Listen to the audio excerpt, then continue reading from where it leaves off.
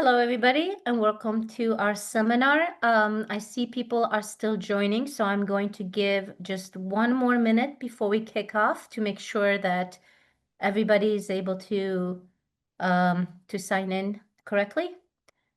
And we will get started in just a few seconds. All right, so we'll get started with introductions and begin. And if people are able to join throughout, we'll be able to let everybody back in.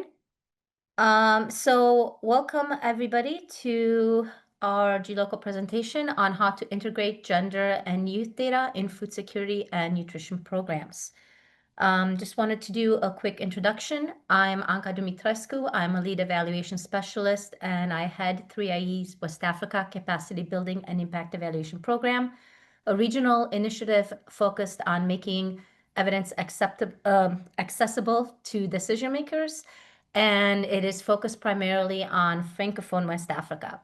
I specialize personally in conducting impact evaluations and using mixed methods methodology. And my favorite part is the data collection when we get to meet the people impacted by the programs and trying to make sure that we correctly capture their views and experiences. I'm joined today by my colleague Etienne Luamba, one of 3IE's synthesis experts. He leads the synthesis projects analyzing women's empowerment in fragile and conflict-affected settings, women's political empowerment, and good governance. He also contributes to the expansion of 3IE's development evidence portal, which I encourage you all to check out on 3IE's website, as well as management of evidence. Also today with us, we have Martin Bouton, an agricultural engineer with our partners ASED, with whom we work closely on many endeavors. He specializes in digital solutions in agriculture, scientific research, and project management. He creates training materials tailored to participants' needs by synthesizing scientific evidence and capacity building requirements, and focuses on designing effective, sustainable, and impactful training programs in both digital and in-person format. So thank you all for joining us here today. And without further ado, I will go ahead and start off our presentation.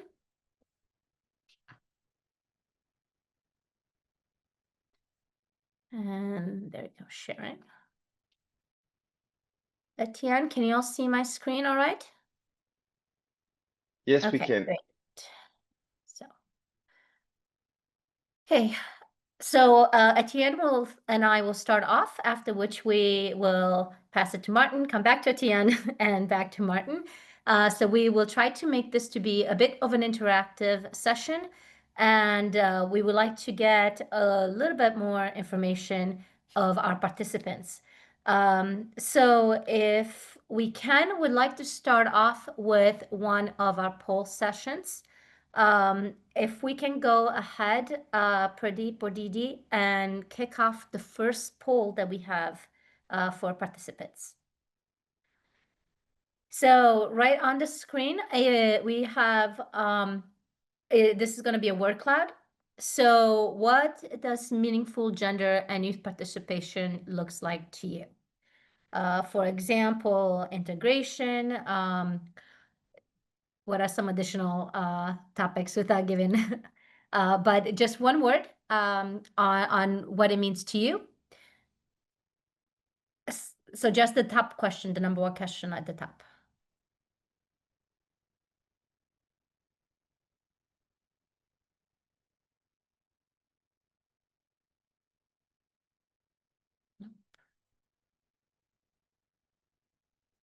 I'm not sure if that worked.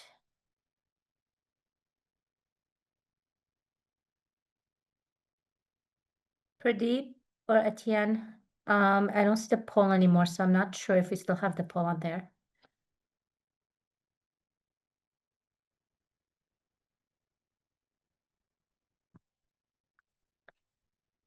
Okay, I have relaunched the poll.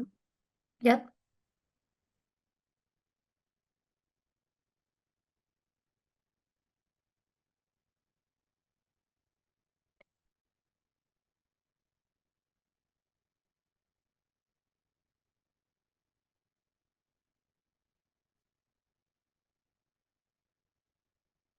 Okay.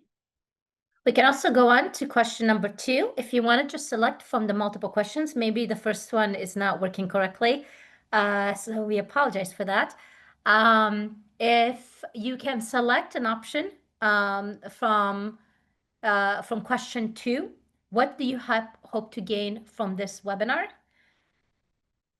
Just to get a little bit of idea of the perspectives of our participants.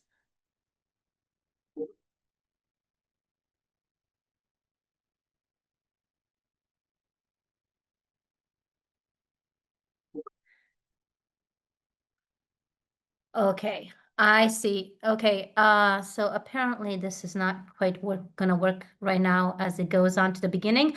We can go ahead and try it again at the very end if we have time, but I guess our poll questions are not gonna work out quite the way that I had anticipated. Apologies to all our participants. So we will go ahead and just start the presentation. Okay, so.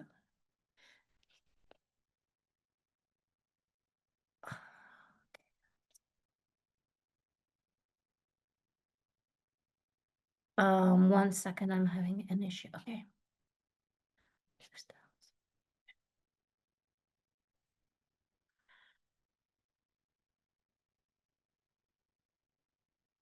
Are you seeing this? I'm having some technical issues, Etienne. Let Yes, me stop sharing and then start again. I can see your screen. It's doubling up.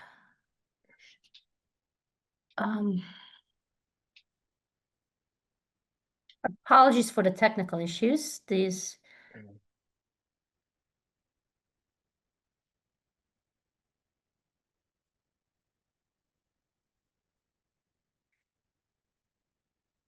So how to integrate gender and youth data and food and security and nutrition programs. We can finally go ahead and get started.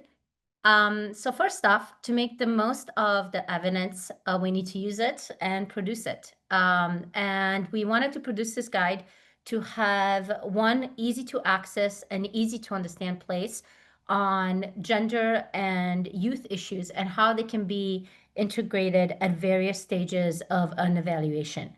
Now, there's a lot of data out there. It's split up into different databases and different websites and a lot of information. And the goal of this is to synthesize it in a easy to use guide. So you have access to the evidence at various points of a project, whether it's at the beginning and you need to just have a basic understanding of some of the definitions of what we're talking about, whether it is during the data collection phase when you need to understand how to design a questionnaire, how to include different components on how to disaggregate data, or you have already done all the work and what you're looking for is how to synthesize this evidence and communicate it so it's a little bit more effective. So the guide is broken up into different steps. And of course, if you want to go the whole way through the project, or you're just looking for very specific information, it's made to be able to access it and go directly to what you need and provide you with actionable and useful information. So first off, we're going to start with understanding a little bit more of what we're talking about when we say gender and youth concepts. So, what do we need? What is needed to better integrate youth and gender into the development programs? There's a lot of talk about gender. You might be thinking, well, I include women in my studies, so therefore I'm covered. I include information about households, so therefore it's all set. But what is it that we're actually referring to? So first off, let's start off with defining each one of the terms.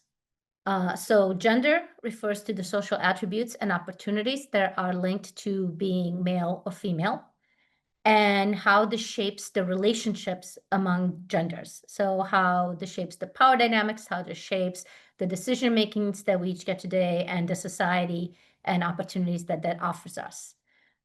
Then we're referring to youth, and youth is defined as 15 to 24, marking the transition from childhood dependence to adult independence. This might be surprising for some people who might assume that youth would only refer to the teenage years, maybe stopping at 18. But the same things, even in young adults at 20, 21, are affected. And so it goes a little bit beyond that when we're talking about youth before you as a young adult. On here, the gender and youth groups are key actors in the food systems. So each one can play one or multiple roles throughout it. It can be producers, distributors, processors, consumers, or the different interactions that we have. Who goes to the market to buy the food, who cooks the food, who decides what gets to be bought. Sometimes you may have all of those roles, sometimes you have one of those roles. And that has a big impact in how the power dynamics work. There are also vulnerable groups within this. So women are much more greatly impacted by food insecurity populations. Women in general tend to have less power within the decision making, and so women and children overall suffer greater than men in food insecurity. Next, we have the intersectionality of how this works. When we're talking about gender and youth, it's not just one group, right? There's multiple identities of a group within any given context, and the decision-making power that differs from one another. So, for example, you could be youth and female, and that would give you different options than if you were a youth and male. And these things have different impacts because women and men have different nutritional needs. Youth have different nutritional needs. Women in their teen years have different nutritional needs. There's a variety of different factors that are affected. And so it's important to understand that it's not just male, female, or you're young or you're not. There's different aspects of each one of these and how they interact together. So then the interreliability refers to this interconnectionness between actors contribute to their different roles and responsibilities within the system. So this beautiful graph that was designed by Etienne here sort of shows, as we're talking, the different linkages and possibilities of how each one goes on together. So you could be a female or male, you are a farmer, and the wider environment that you're affected at, right, is one of the pathways that you could be talking to. You could also be looking at gender and youth, and you work in a business, maybe you're a seller, and the political power that you have can affect the variety of options that are available to you. All of this comes into sort of the framework, an analytical framework of how we can define this. So the power that we all have is defined by assets, the agency that we have over ourselves and our decision-making power, the systems that we all operate in, and the community and how that all interacts together. There's different roles for each one. There's different possibilities depending on where you live. If you're urban, if you're rural, what country you're in, the social demographic makeup of your household. So all of these work together to define your role and power that you have in the decision-making process. So an analytical framework really helps you make sense of all these different power structures and all the evidence that's available out there. So they can offer structure on methods for collecting and interpreting the data, informing research, policymakers, and interventions of food systems. So you can build your own framework if you would like. There are also several frameworks out there that are available that are tested and defined and easy to use. So you can work on it based on the needs that you have for your project. So for example, selecting the type of data or evidence that you need, looking at intersectionality.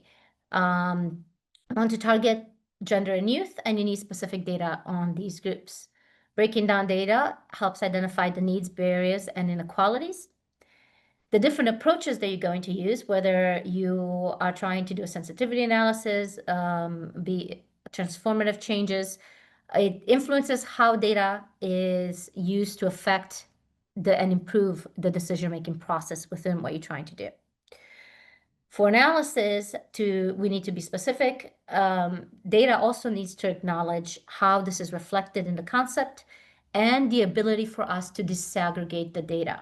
And so Etienne will be talking a little bit more about that, but we have to be able to have data on the groups in a sufficient number and answer sufficient questions to be able to disaggregate it and isolate the impacts on the different groups. So male or female, but also youth who are male, youth who are female, and looking at it at the big picture within what you're trying to do for your program. So one of the great frameworks that is available out there is the Innocenti framework on food systems for children and adolescents. This was developed by UNICEF, and UNICEF again proposed this framework on how to target the different influencers, supply food chains, and external environment and caregivers. You can come to this, and it really shows how they all are interactive with one another. We find that this is one of the good frameworks out there to do that. So now I'm going to stop sharing my screen. And we go on to Martin for his point of the presentation. Thank you.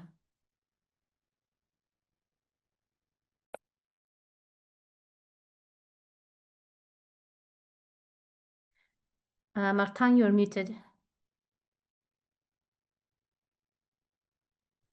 Oh, sorry. Thank you. Let me share my screen.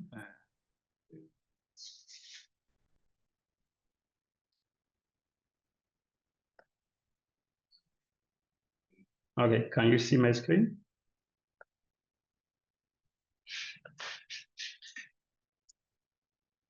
Is it okay? Can you see my screen? Okay. Thank you so much, Anka, for that great introduction about myself. I think I don't have anything to add on. It was so accurate. So let me just deep dive in my presentation and then give you the statement of the problem, why we decided to develop this guide on how to integrate gender and data in food security and nutrition programs in Africa. So, as said, African Center for Equitable Development, that is based in Benin, have observed that some of the programs, some of the organizations that we have in Africa, and which are implementing some program in food security and nutrition, do not integrate as supposed to be done the dimension of gender and youth. And since we have observed that, we also try to see that in Africa, the population is also growing. And as you know, 60% of Africa population is under 25. That means we have a lot of youth, a lot of young people in Africa. But that growing population is also an aspect of food demand, because if we are talking about foods, if we are talking about population increment, we also talk about food demand because we have to feed the population. So there's a need and a lasting food system that should address the changes so that the food system can be able to feed the population that is growing every day. So when we are talking about food system program, there are three key aspects that we should have in mind. There is a food availability, food access, and food use. Food availability, this means some farming work, some production aspects, and food access means the capacity of the people in Africa to access, to get food on their table. And the last aspect is the food use. Who decides on the food to eat? Who decides on the nutrition choices? All those aspects. But when we take each of these three aspects, we know that when we are talking about food availability, we are talking about farming. And farming is mostly done by youth because youth has the power to do farming, to do production. And when we are talking about, for example, food use, who make the choice when it comes to nutrition choice? I think it's mostly women in our house. So, but when we come to food security program in Africa, these key actors who are the youth and then the women are often ignored and not supported enough in food security program. And this had the implication that the food security effort cannot work without these key actors who are the youth and the women. So what's the cause of exclusion? As I was saying, higher hunger rate correlate with gender inequality because if the needs of the women and the youth are not taken into consideration when we are designing food security programs, that means the rate of hunger will go high. And closing gender and youth gap in agriculture can therefore significantly reduce hunger and improve food availability. So FSM program, as I was saying, FSM program or food security and nutrition program often miss gender and youth specific needs. So they don't go on the ground and check, okay, what are the needs of the actors, of the women, of the youth? Who are the key people when it comes to food security in Africa? And also implementers, sometimes they want to act, they want to do something about that, but they lack some practical guidance. They lack some methodology, some analysis, some skills to be able to collect gender and youth data. And also in Africa, there are some policies that rarely tailor to Africa operational context, and that's also another issue. So the key question that come out of those observations that we have done through the literature and also based on our own observation is how can we integrate gender and youth dimension in food program in a practical but also effective ways. So that's the key questions that we come up with. And we have decided to also to add on our observations we have decided to do a rapid systematic review to understand what are the key barriers when it comes to gender and youth data integration in food securities. And we came up with three category of barriers. The first one is the limited technical expertise of the staff that are working on food security and nutrition programs. And we discovered that some NGOs often lack gender and youth concept skills. As Anka was saying, she has tried to explain the context, to explain the definition of gender and youth. We noticed that some staff do not understand very well when we talk about the concept of gender. Or most of them understand gender concept, but they have little understanding when we come to youth concepts. So there is that challenge which is there. Also, there is the poor capacity in collection, analysis, and disaggregation. Because most of them, they don't know, okay, when we are in a political war, for example, in a country, and as a humanitarian organization, how do you go there and collect data and make sure that you collect data about the needs of the youth and the women? So they don't have what are the strategy, what are the methodology that they can use to quickly collect those data and be sure that the needs of those people are incorporated in the program design, program implementation, all those. Another thing related to technical expertise is also the inadequate gender budgeting and monitoring evaluation. Most of them, they don't understand when we come to gender budgeting. how to do it, what are the strategy, what's the methodology, what are the tools that is needed to do that. They don't have those skills.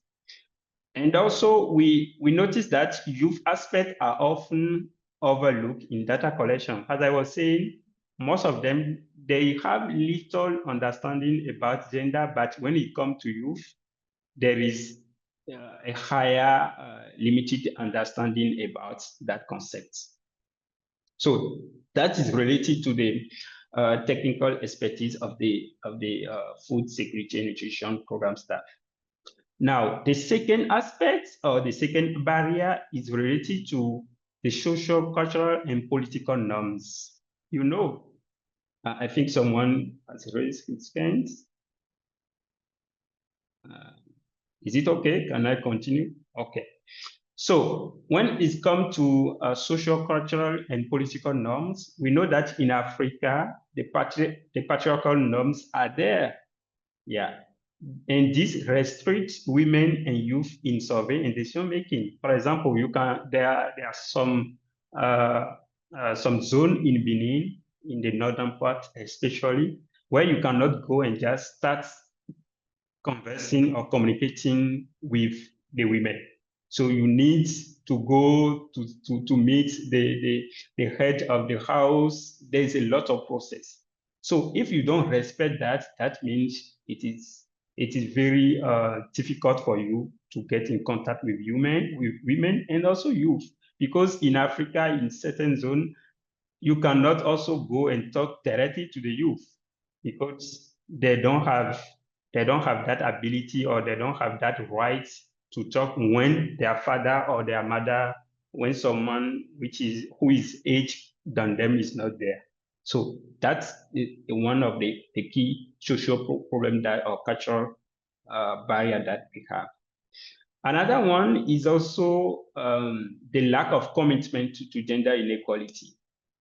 When we go to the certain zone of Africa, people, they don't understand what you mean by gender, or maybe they heard that there's something about gender, but they don't take it as it's supposed to be actually. So they say, oh, this is for white people. Gender does not come here because they have some beliefs, they have some cultural rule that they have to respect.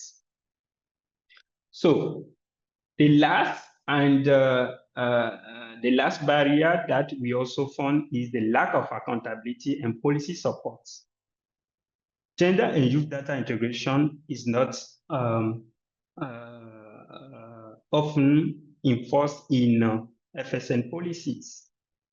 Maybe you get, as an organization, as an NGO, you get a funding, but they don't say, okay, you have to make sure that the needs of the youth and the women should be incorporated. So if they don't say that, you just go implement your projects. But that project will not be sustainable if you don't incorporate the need of those people. So there is a lack of rule or of policy or incentive to make sure that the project staff, the FSN project staff, incorporated the needs of youth in their program. And also some program or projects related to FSN are gender blind. They don't even understand what you mean by gender. They don't care about it. They just go and implement their project. For them, it's the result. So you see. And also there are also local institutions that lack power or resource to ensure implementation. For example, there are some projects in Benin, there are some FSN projects that we say, okay, we know that the integration of gender and youth dimension is important, but we don't have the key resources, the financial resource and the human resources to be able to collect those data. So they lack some financial resources, and that also limits the integration of those key aspects. So those are the three category of barrier that we found that limit the integration of gender and youth, and that's why we have decided to do something about it, to write this guide, to develop this guide on how to integrate that contain most of the good strategy and also the methods that could be used to make sure that the needs of the youth and women are taken into consideration in FSM programs. Thank you.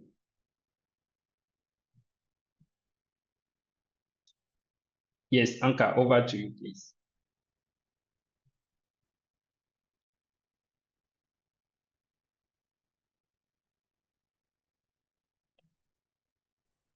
Thank you, Martin. Actually, I'm going to go ahead and pass it over to Etienne. Go ahead, Etienne, whenever you're ready. So I'm just going to share my slides.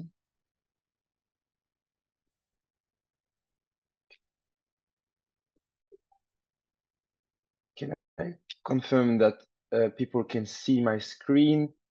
I don't know if it was only for me, but on the previous presentation, I had some black boxes on my screen, and it seems like some participants had the same issue. So just wanted to confirm that you can see my screen and you can see it fully. I can see it fully. Okay, wonderful. Yeah, I don't know how why that was showing up previously. Apologies for everyone. No worries. So in this third part of the presentation, I'm now going to focus on some of the key elements, guidance we have highlighted in our work on how to better integrate gender and youth evidence for policy programming and research. I'm going to run through some of those guidance elements through two sections. The first one will focus on how to listen and learn from gender and youth evidence. And the second section will focus more on how to synthesize and share findings, incorporate findings in programming. So the first one, listen and learn from gender and youth evidence. And a question that may guide this section is when you need evidence on gender and youth, what do you do? The first element and the first suggestions we would have for people who want to better integrate gender and youth in their programming through the use of evidence is to begin by leveraging what is already available. And by this, we use what we call secondary data. So secondary data is data that you haven't produced, that others have produced, but you can use or you can rely on to do further analysis. This is an approach that is cost-effective, efficient, and helping us gather diverse sources of evidence without duplicating effort. If someone else has already worked on gender and youth on a very relevant topic of food system and nutrition for us, well, let's make the most out of this work. But the fact that you're using existing evidence still requires you to use a structured approach for your identification of evidence. An approach that we use here at RAI and that some of our colleagues use as well is what we call the PICOS framework approach. So PICOS stands for population. First, you're going to define the population you're focusing on. Which gender group are you interested in? Are you interested in a specific youth demographic group in your program? The second element is the type of interventions or approaches you're interested in. What type of interventions or policies are you going to examine from this evidence? Are you looking at gender specific, gender blind, gender neutral, gender transformative interventions in the food system? The third element is called the comparison. What is the alternative? How does it differ from the intervention you're interested in? Are you comparing interventions or approaches to the status quo? No intervention, nothing. To intervention targeting other youth groups, other age groups, other transformative groups, etc. And finally, what type of outcomes are you interested in for your synthesis of evidence. Which results matter to your analysis? For instance, are you interested in food access, decision-making power, dietary diversity? And the last point to help you guide this use of secondary evidence is what type of studies are you interested in? Are you looking for experimental and quasi-experimental impact evaluations? Are you looking for qualitative evaluations? Are you going for mixed methods, etc.? So by defining those elements, you're going to be able to better target the type of evidence you need to address your policy or research questions. Other approaches exist. In practice, this will allow you to also tailor your search to specific gender, youth-related keywords, also to use specific databases, sources for your evidence. Before jumping into the search of evidence, we will recommend you to ask yourself the right question. Is evidence already synthesized somewhere? If yes, there may be no need for you to reinvent the wheel and you can use this evidence, this accessible evidence. Is this evidence actually addressing your policy or research question? If yes, do you need to conduct additional analysis? So these are first steps that you can rely on by using the existing evidence to inform your decision making, your programming, your implementation, the design of your implementation. Sometimes secondary data isn't enough. It can be also outdated, narrow in scope, missing key context for you. And in that case, you can also become a primary data collector. So you're going to collect the data you need yourself to inform your programming research policy questions. So primary data helps us uncover realities that aggregated or outdated data set may overlook. There are several data collection methods to consider. You can do a survey, you can do an interview, you can run focus group, you can rely on participatory techniques to collect this data. You can use quantitative, qualitative, mixed method approaches to gather the data you need to inform your decision and approach. Whatever your question is, you need to select the right type of data and the right type of approach for data collection to support a tailored, relevant, and specific data set that will inform your response. But remember that when you're interested in youth and gender, you're working with vulnerable groups, with marginalized groups, with specific needs and specific attention needed. And so in that case, strong ethical and safeguarding practices or it may even more important in those contexts. A few principles that some of you may be familiar with or do no harm. Avoid placing participants at risk. Respect privacy and confidentiality, particularly on sensitive topics. Voluntary and informed consent is also very important. It's even more when working with youth, because when working with minors, you will require parental consent and child assent. Also, take into account cultural and social sensitivity to adapt the approach to local gender norms or power dynamics, for example. You will need to take into account safe and inclusive space. You carefully select facilitators and create trust with the participants. Consent for data use, especially when working with quotes, photos, or videos. And finally, balancing benefits and burdens for the participants. Be mindful of the time constraints or competing obligations participants may have. So when designing your approach for data collection on youth and gender, once again, you can look for existing tools, existing data set, existing approaches, or existing impact evaluation that may help you design your own approach for data collection. Tools like the Women's Empowerment in Agriculture Index or the Food Insecurity Experience Scale can provide valuable starting points for your data instruments. And initiatives like 3 initiatives and framework offer support for ethical, reproducible, and high-quality research in this context. Whether you're using primary or secondary data, ensuring the quality of your data is key. You're talking about, as I said, vulnerable groups, marginalized groups. So you want to make sure that the data you use is up to the standard to inform the best decision possible. So this means selecting the right indicators when you're doing a primary data collection. Use specific, measurable, achievable, relevant, and time-bound indicators. In the case of secondary data, it also means evaluating the credibility of your evidence base, that recognize that not all studies are equal in rigor, reliability, and relevance for gender and youth. And finally, another element that is also particularly important when working with those vulnerable groups in the food system and nutrition sector is the importance of validation processes to help ground your findings in the context.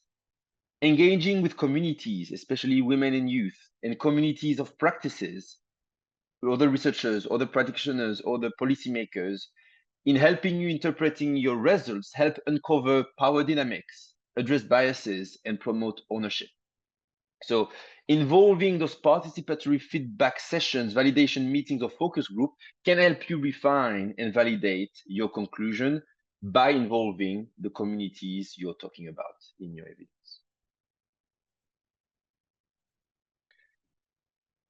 So in this phase, we walk through a cycle of learning, starting with existing data, collecting new insights where needed, or ensuring everything we gather is credible by listening and looking at evidence on gender and youth. Let's look at a specific example, if I may. And the one I've selected today is TRACE Development Evidence Portal. So you remember earlier when I was saying that one of the first questions you may ask yourself is evidence already synthesized somewhere before I jump into collecting new data on gender and youth in food systems? Well, the DEP is a good place to start.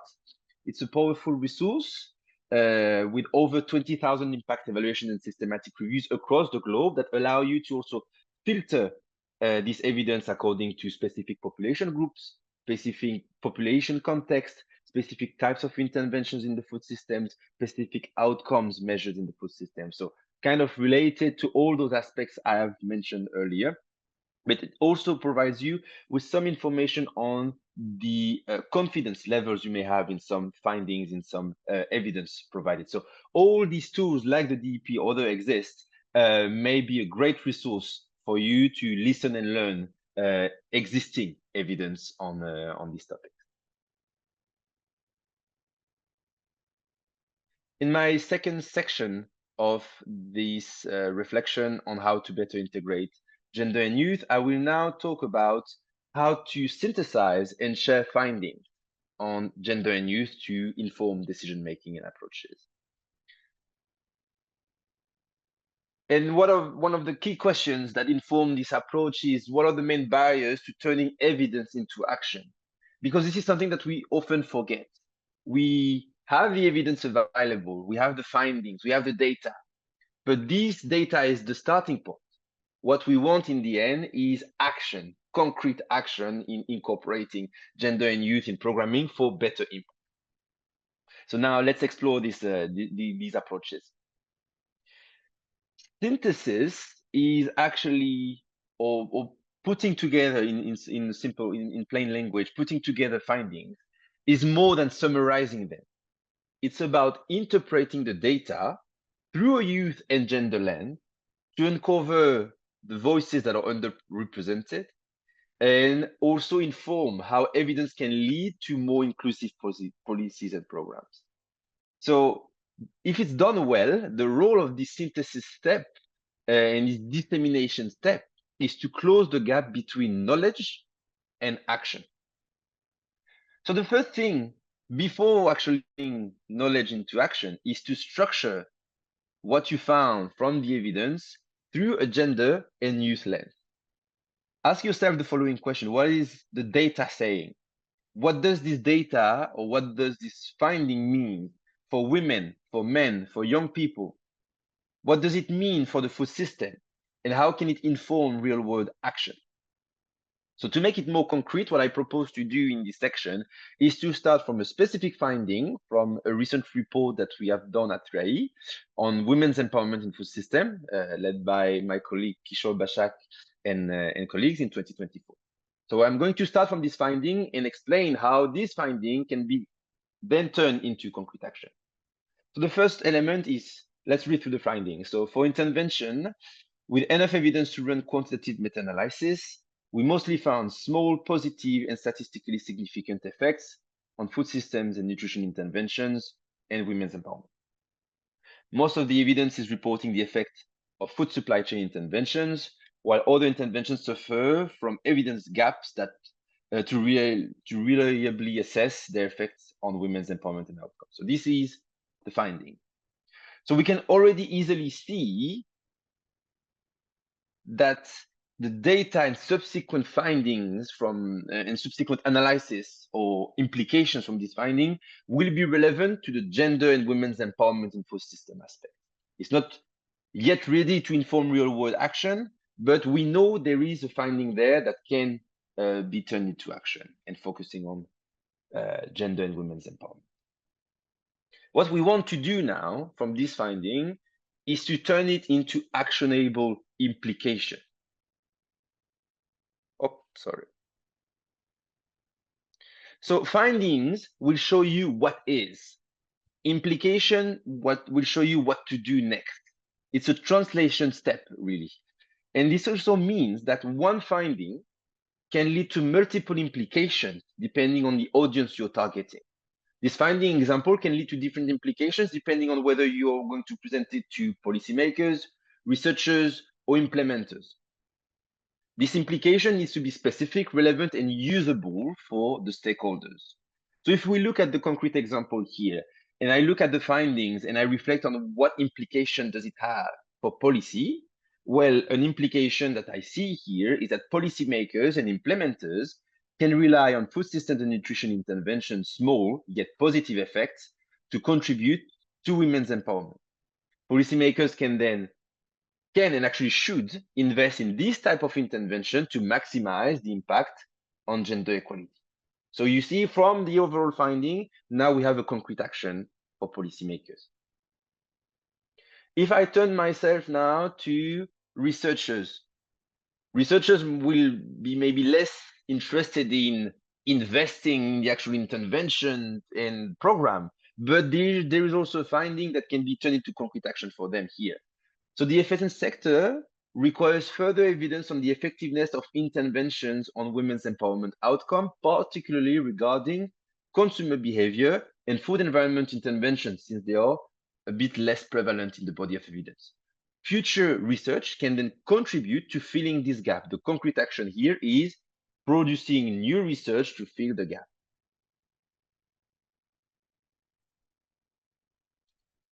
Not everyone needs the same message. Not everyone needs the same message in the same format. Not everyone needs the same message in the same format or in the same language. A policymaker may want a 2-page policy brief with clear recommendation. A researcher might need a full technical report with all the aspects of methodology. A community group may prefer radio broadcast, an infographic, or even a story shared in local language. It's then important to understand that your finding on gender and youth in FSN can lead to multiple formats on how to convey the findings and how to convey the concrete action recommendation. So knowing your audience will help you choose the right format, a brief, a report, a poster, a community dialogue. It will also help you to adjust your language from technical terms to plain speeches. It will also allow you to highlight the most relevant findings and implications depending on this audience.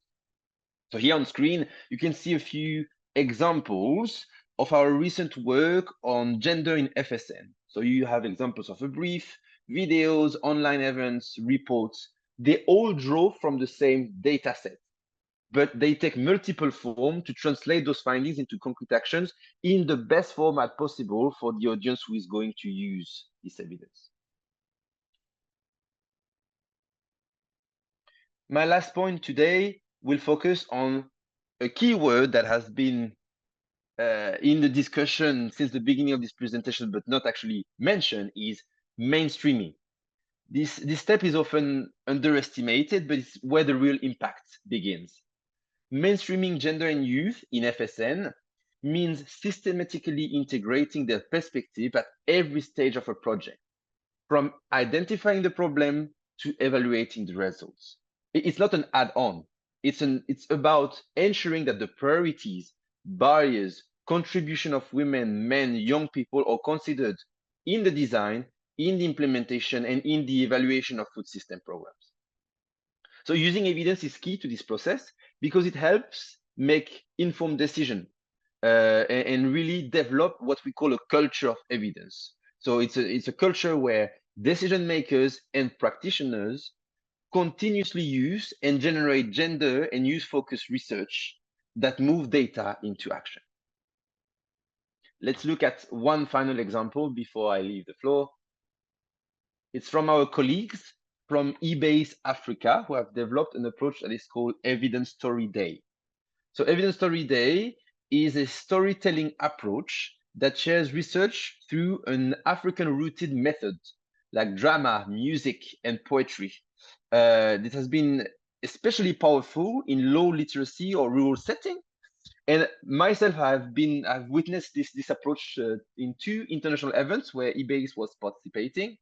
And I have to say that's a very original and interesting way to convey finding, using these type of maybe less technical and maybe more emotional approaches to how we convey findings, how we see findings, how we turn them into concrete action. It's not just about storytelling. It's actually about building trust, facilitating inclusion, and shifting powers using the language that is the most appropriate for the audience. So I will close my part of the presentation with this great example, and yes, hope that these elements from the work we have done are helping informing how we can better incorporate those important groups that are gender groups and youth groups in evidence and in programming in food systems and nutrition.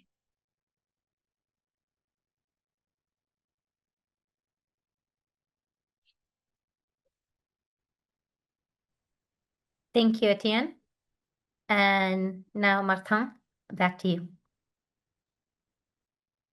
Yes, thank you, Anka. Thank you, Etienne. Give me a second to share my screen.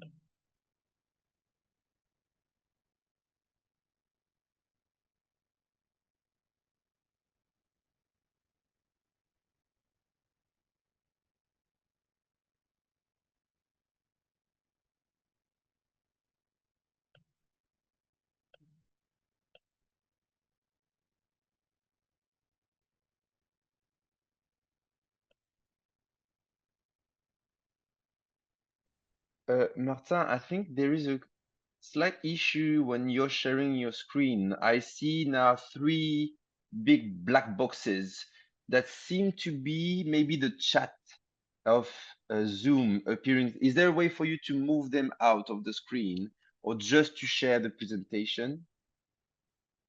Okay, let me try and see. Is it okay now? Something has changed? Ah, yes. I see the black box just move slightly, so it might be it. Okay. Is it Maybe okay? maybe if you close the chat Okay. and What about now? it's still showing. Oh yeah, now yeah. I think you have managed to move the box on the right out of the screen. Yeah, It's a bit exactly. better. Okay. Okay. Thank you, Chen. So, how these guides or the technical guide that we develop fill the gap, urgency, and opportunity, and also what are the next steps regarding these technical guides. So with this guide, with this technical guide that contain all the strategy, the methodology that Etienne and Anka talk about, we be able to support implementers because that guide contains some clear methodology strategy that can be used to collect gender and youth data, to analyze them, to interpret them, and then also communicate about those data. So this guide directly address the express needs of the implementers in Africa, the implementers of food security and nutrition program in Africa. So what's the practical roadmap? This 10-step framework, evidence-based systematic approach, we will put some concrete example from the fieldwork, from assets projects that we will incorporate, and then we'll be able to share this guide with all the implementers, food security and nutrition program in Africa, because the guide is somehow designed for implementers in Africa according to the context of Africa. So after the guide is completed, we'll be able to turn this guide into an online courses that will be available for everyone anywhere to get access to this online course, to understand how to collect, how to analyze, how to interpret, and also how to communicate about gender and youth data, and also integrate all these dimensions when they are designing food security and nutrition programs. About what coming next, that's what I said. So the guide will be available both in English and French, because we know in Africa we have mostly those two languages. So we will be able that the guide is in those two languages to facilitate access, and also for people to read and then get the key message in that guide. So as I was saying, there will be online training on a learning management system like Talent LMS, or how to call it? Yes, Talent LMS or Moodle, to help implementers to follow this course and get the knowledge that is in that course. And also we will organize some training, some expert-led training for implementers across Africa.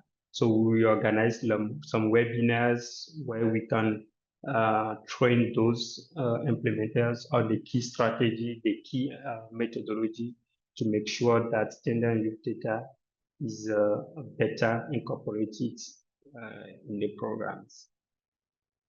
So this guide is a toolkit that is actionable, that is an actionable resource for implementers. It will ensure that no one is left behind in terms of gender and youth. It will ensure that no one is left behind. Everyone needs is incorporated in FSM program to make sure that the program is sustainable and also inclusive. So also the decision rooted in data and insights. So we make sure that implementer also get the decision and also some data insights, and make sure that those needs are all integrated. So the gender and youth guide, the framework, the 10-step framework that we are talking about is an essential document that will help to combat FSM inequalities, and also is a starting point for change, because we know that it's not when the guide is available to everyone that they will quickly change their behavior or their way to design FSM program. It's a process, so that will be also a long journey for them to start understanding the strategy, the methodology, and little by little they can be able to master those strategy and now be able to do it like it's supposed to be done. So with that guide, we are going to, the program implementer are going to be better at designing FSM program, and then the program will become fairer programs, because they will include all the needs of the key actors when it comes to FSM programs. So after this, we'll be able to, as I said, we will be able to make the guide available for everyone to download and also the online course to follow so that you can have more understanding on the key strategy, on the key methods, on the key framework to use when it comes to gender and youth data integrations. Yes, thank you for your attention. Yes, Anka.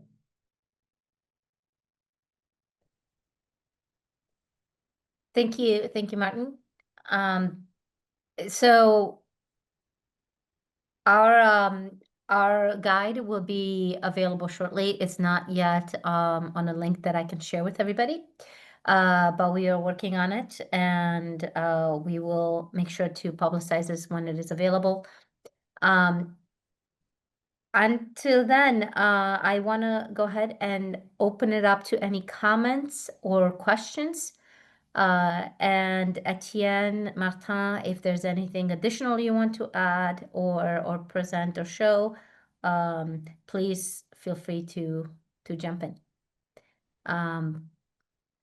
So now I'm going to go ahead and open up the questions. Any questions that you have, please go ahead.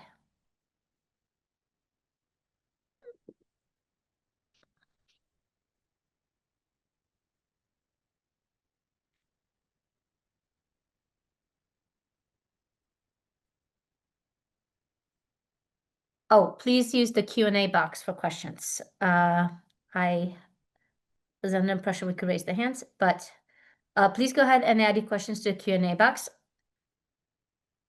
Rebecca, you had a question about specific questions and issues about youth and gender that should be collected. I know this was before Etienne's presentation, and I wanted to ask with you if you are, if there's any other, if that answered your question, or if there's specific situation that we can refer to. Please don't hesitate to put it down, and hopefully we can be more specific.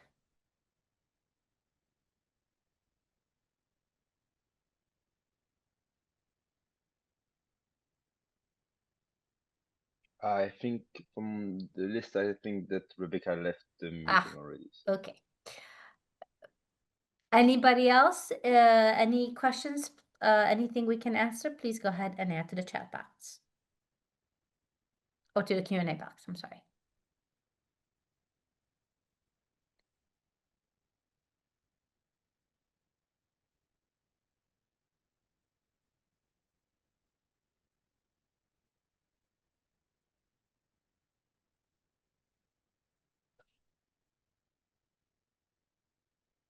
Okay. Etienne, Martin, are there any additional things that you would like to add? Yes, maybe just to add that there is not a one-size-fits-all recipe for better integration of youth and gender in FSM programming. I think the first, if there was a first step, I would actually recommend, or one point that I would actually recommend out of this whole presentation is to actually use evidence.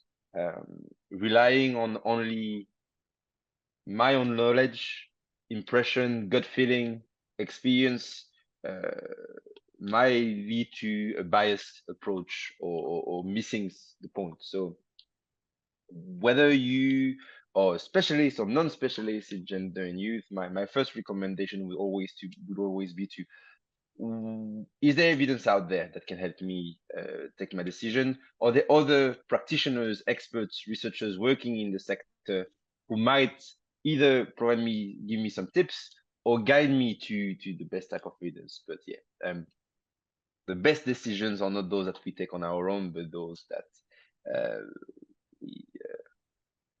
we take with others, whether this other is a person or the work from someone else.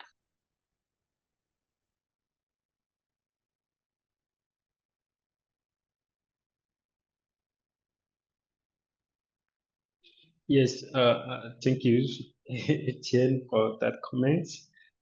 I think in that technical guide that we developed, or that we are still working on. I think we should not take it as a fit for all solution. Yeah, as Etienne mentioned, because the contexts are always different. The contexts are always different, and then we should put in our mind that, okay, according to this context that I have, according to this environment that I have, okay, what are the best tools or what are the best methodology or strategy that I can use to make sure that the data is collected. If the data you collect it online or through a evidence synthesis is not enough for you to take a decision. So you have to actually evaluate the cost and also what are the results you needed to use one of the methods that we put in those guides, and according to that you can be able to choose one and then be able to collect your data. So don't just take the guide and use anyhow the strategy, the method that we propose in that guide. So there is some thinking that you have to also do on your side and see what are the best strategy or method to use to better collect the data you need. Thank you.